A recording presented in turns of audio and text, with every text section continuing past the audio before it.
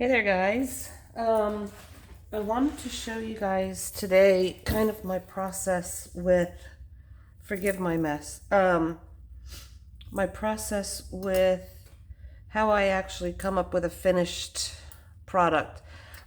A lot of people use these in their journals to make journal entries or to doodle on or things like that, but I like to frame mine. Oh, look, my nails match. I like to frame mine and then sell them as little paintings. So I'm just going to show you kind of my process with doing that. I grabbed a couple of sheets that I had done the other day. They kind of match. I was feeling, I guess, bluesy. But I'm going to use this as my base. And then I'm still trying to decide. I think this is going to be too dark to rip up, even though it's kind of cool. If you guys can see, I have some gold on there, and which is the same stencil as this, but I don't think I'm going to use that. And this one's too light. I think I'm going to use this. So what I do is I have these super cool tear rulers. I have a whole set, and I will link these, of course. But as you can see, the edge is all different tear. This one's got waves. This one has little like triangle, pyramid type things. So these all came in a set, and I love them because you can tear paper, but then it just looks terrible sometimes. So these help. So I'm gonna tear some of this. I just want to strip going down, or maybe across. Actually, you know what? I'm gonna stencil first. I'm gonna do this stencil on there. I'm gonna do it on my Gelli plate. And I'm just gonna do a little corner. I wanna do just a little corner of this right here, because there's a cool flower here. And then I think I'm going to do something else up here. So I'm going to stencil right here, which means I have to do over here because I'm just going to press that on like that. So do it down here. And I've decided to use this one. And it does not have to be perfect because I don't want it to be perfect. So I'm just taking some black. Let me just be sure that this is what I really want.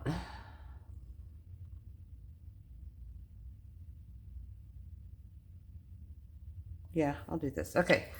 So on my little messy paper over here, I'm just putting a blob of black.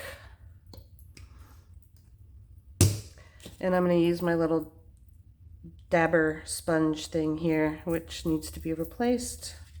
I have a whole pack of these, so I'll put a link for those also, and different sizes. I have these little ones that I use, all different sizes. So I'm just going to dab this on here. And I could dab it right onto the picture, but sometimes it slides underneath the stencil and it looks messy. So this way, at least the stencil gets stuck on to the Gelli plate, and then when you take it off, it's not messy. And then I can just pick it right up from here.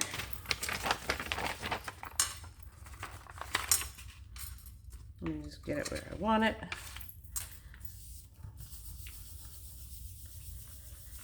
And then it's not a mess. See?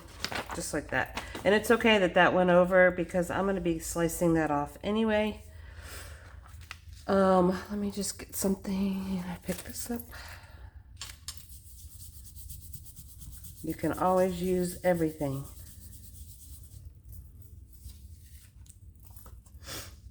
I have stacks over there, stacks and stacks of all different stuff to use. So let me rip this. I use the ripping, let me use this side, the ripping, and then I put this on top just to kind of stabilize it.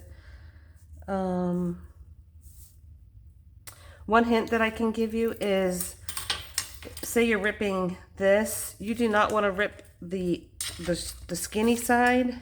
You want to turn it this way and rip like this, because this is easier to grab onto, and you have more chance of screwing it up if you grab that small spot. So I'm going to put this here. I'm going to turn this around now, and I'm going to kind of do it like a wedge. I'm going to do it right here because I like this little piece. So I'm going to put this on top here. You have to kind of get it started a little, but then just kind of bring it over to the side so that you get those tears really well. Well, that tore. Let's go this way.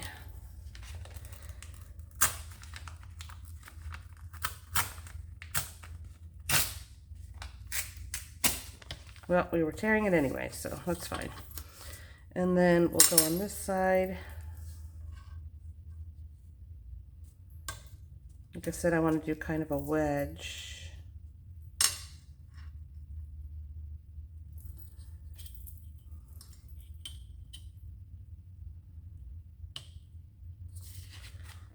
Do this.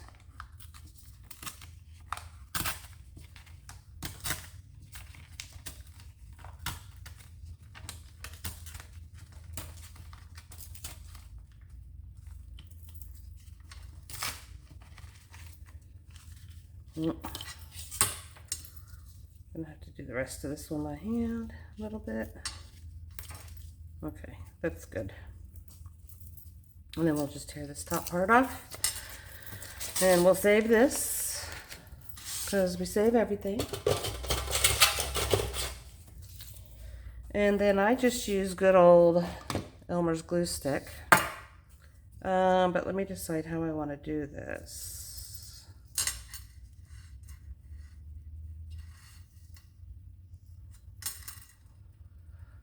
I think I kind of like that.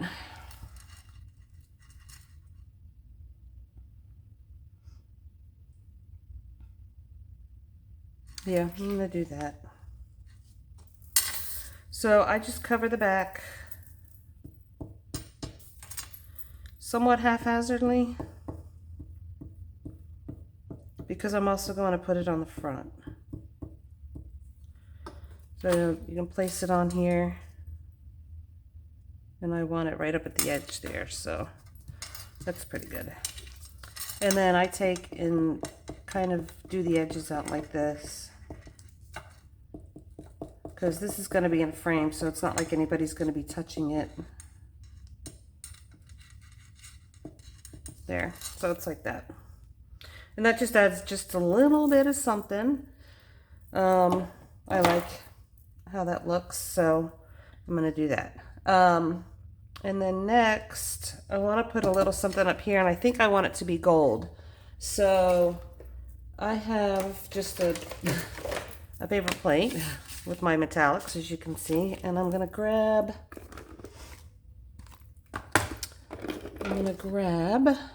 not that, my gold alcohol ink, and I'm going to grab a cutter.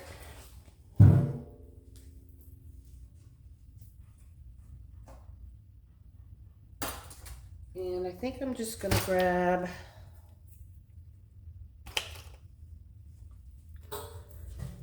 my tiny little square cutter here.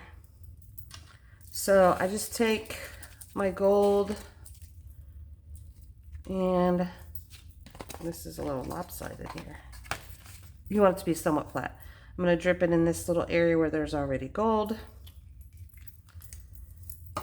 Then I take my cutter and work it around a little bit. And then I'm going to put a couple of little squares in here. Like that. That's it. Just to add a little interest right there. And then I was thinking that I was going to take,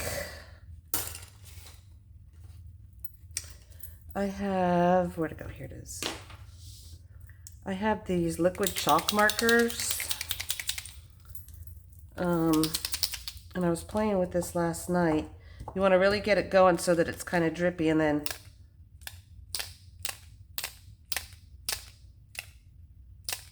I just wanted to throw some spots on there. And I think that's good. So that's it.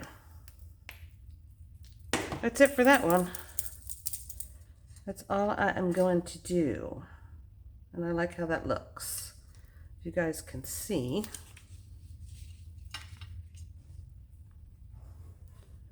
See all the different little components on there. And then I'm going to let this dry, and then I'm going to frame it up, and I'll be back to show you how it looks once it's framed. Okay, so this is dry, and it's still like this because I realized there's something I forgot to show you guys. So I just cut off the sides all the way on this. This is my cool little slicer that I got.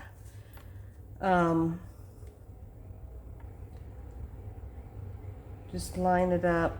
I do it so that there's a little bit of white around the edge. Not on that one so much, but normally, yes.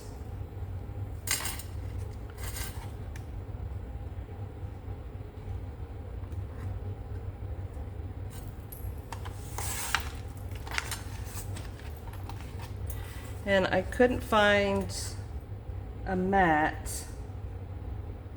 I found a 6x6 frame, but I really wanted an 8x8 with a mat. So I'm just going to show you how it's going to look in a frame, but it won't be the frame that I'm going to keep it in.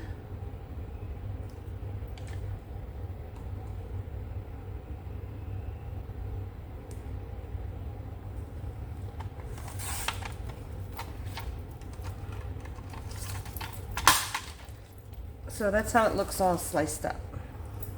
And then this is how it's going to look in a frame.